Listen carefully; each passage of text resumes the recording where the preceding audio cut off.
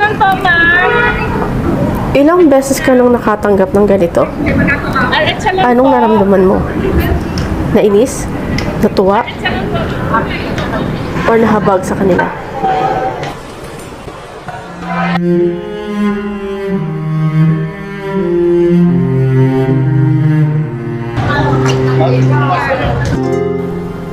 Alriga, Dubai. Isa sa pinakasikat na lugar sa buong UAE. Tahanan ng halos 100 Pilipinong nag-abroad. Dito rin ang lugar na kung saan Ma'am, makikita salad, mo sa ma'am. bawat sulok ay ang Check lang kabayan po, ma'am. nagtitiis ng hirap, ng Ma'am, init ng salad. araw. Alright. Iba-ibang pangarap, iba-iba ang pinanggalingan, ngunit iisa ang dahilan ng pakikipagsapalaran. Ang maibigay ang magandang buhay para sa mga mahal sa buhay na iniwan ng pansamantala sa bayang Sinilangan.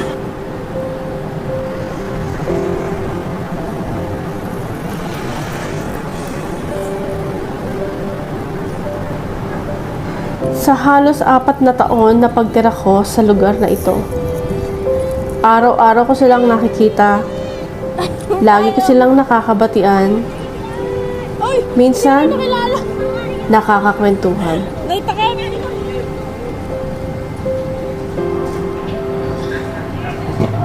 At isa na rito, si Ate Chris. Halos 20 taon na siyang OFW. Ma'am, salon. May 5 anak at isa sa pinakamasipag na nagpa-flyers. At ito ang kanyang kwento. Salon, ma'am. Ano tayo ginagawa Good afternoon. ilan taon na po kayo nagpa-flyers? Magpo 4 years na. 4 years. Oo. Sa dami ng trabaho, bakit yun ang naging work nyo? Ito kasi noon malakas to siya sa salon. Oo. Kaya nagustuhan ko mag-flyers. Oo. At saka maganda din ang kita dito noon. Hindi ko tulad ngayon, grabe, kahina na ay. Ako ng Kuwait, umuwi ako ng 2000, nag-stay pa ako ng Pilipinas. Tapos naisipan uli na bumalik, nag-Saudi ako. 8 years ako sa Saudi, babysitter din. Tapos bumalik na naman ako ng Kuwait, 3 years ako. Pagbalik ko sa Kuwait, napunta na naman ako ng Bahrain. Galing sa Bahrain, napunta ako ng Dubai dahil nga yung nakita ko lang yung may post na yung cross country. Ayun. Nang nag-comment lang ako doon kung paano, biglang tumawag yun si Kabayan. Ang gandang mga pangako, kaya napunta ako dito sa Dubai. Karamihan sa kanila ay nanggaling mula pa sa ibang bansa sa Middle East. Nagsumikap na mag-cross country para makarating ng Dubai. Ngunit marami sa kanila na scam. Ang mga anak ko, mga malaki na lahat. So wala ka na pala pinapaaral? Wala na po. Parang naisipan din, pero tapusin ko muna itong kontrata ko. Okay. Pero siyempre nakita ko naman kayo rito araw-araw. Anong mahirap sa pag-flyers? Ang hirap sa pagka-flyers nitong tag-init. Grabe, sobra. Yun ang sacrifice talaga sa flyer pag tag-init.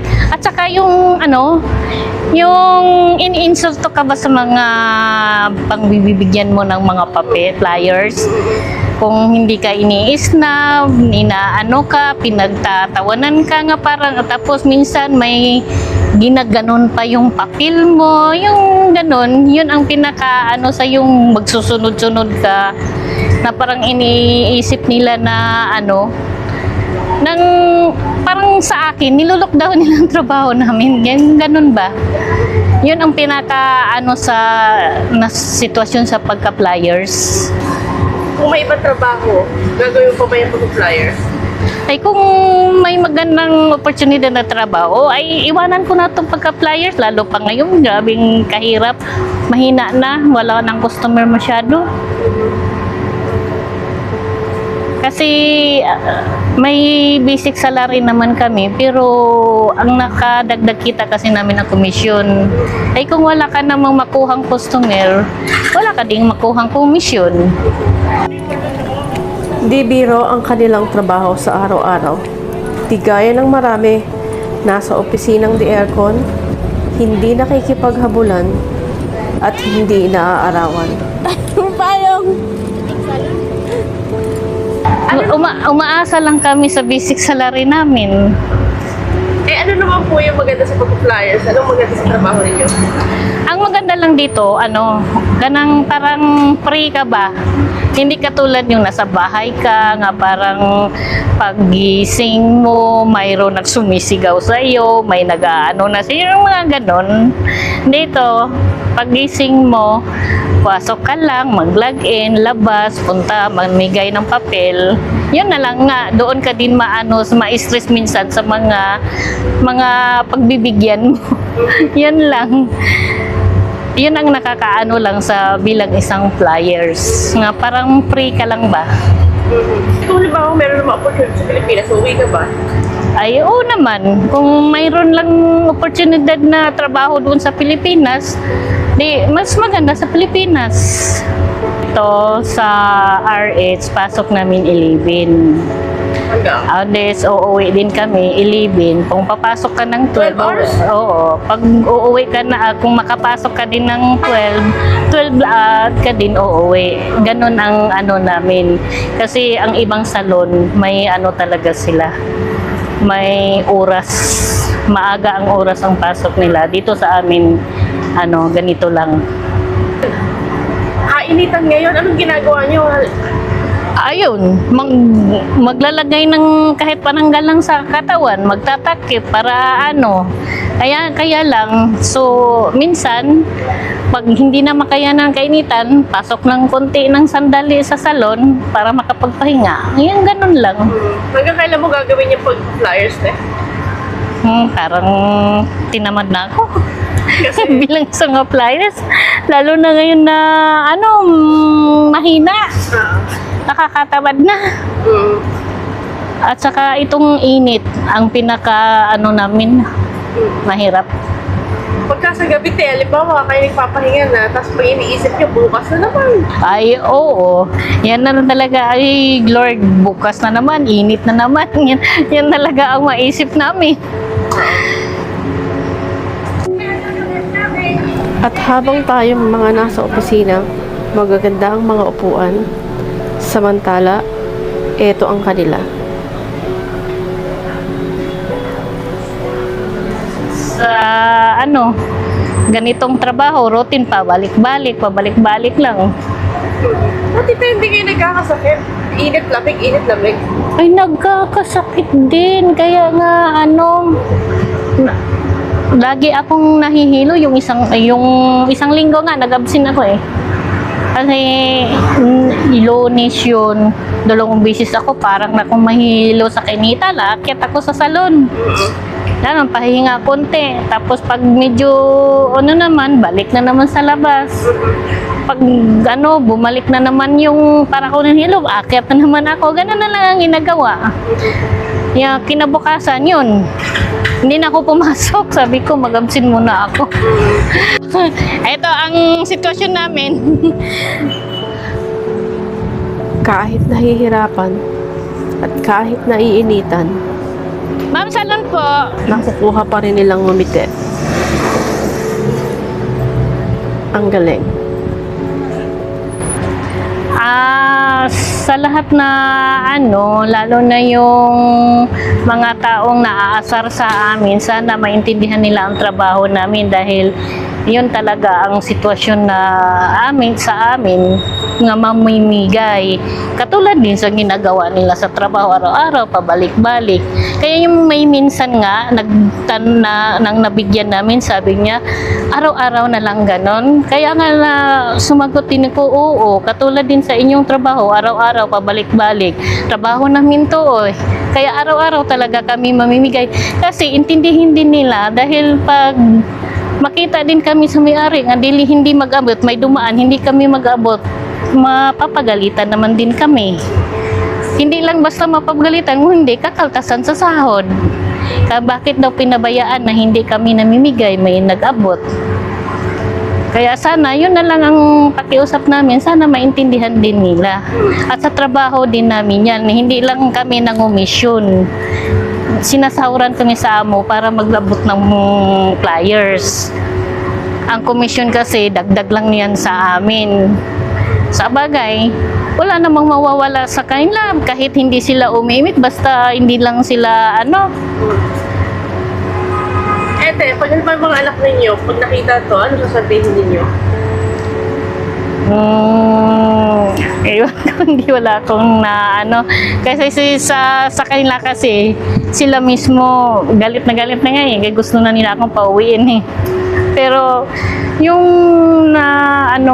yung pagpasok ko dito kasi naisip ko ang pira na yung nagastos.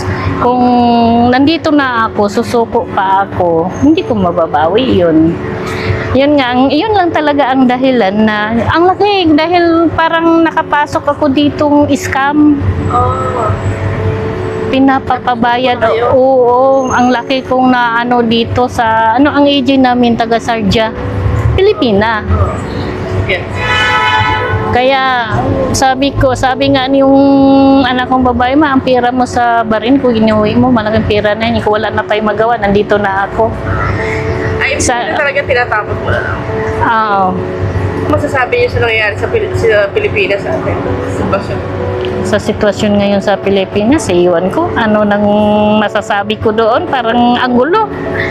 Parang sa totoo lang, minsan naisip ko,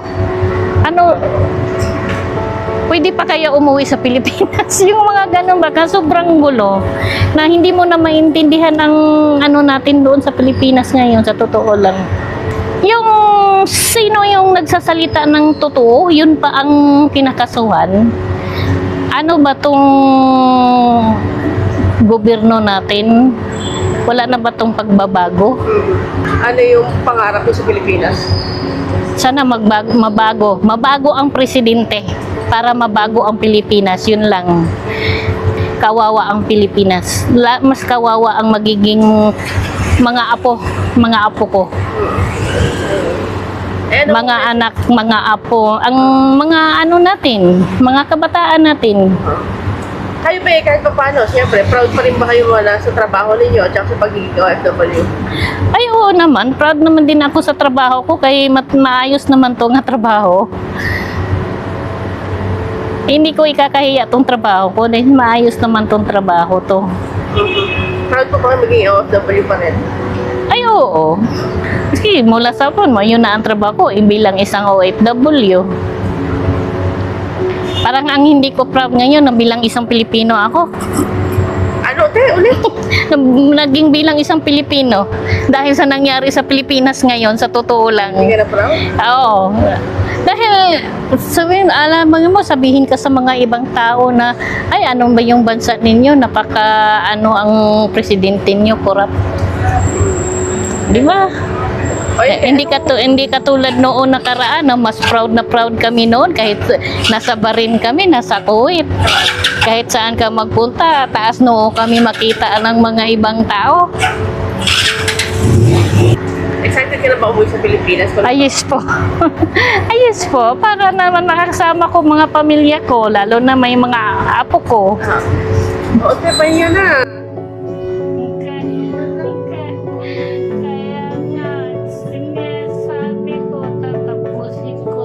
Pero ang trabaho nila, maghapon sa initan, pagod na katawan, pero patas na lumalaban. Ang tanging hiling lamang nila, sa susunod na makita mo sila, respeto at pangunawa. Dahil gaya mo, na isa ring bayani na nasa ibang bansa, sila man ay bayani rin, mga nakabilad na bayani. Ako po si Egay at ito ang Kwentong Bayani. Hanggang sa muli.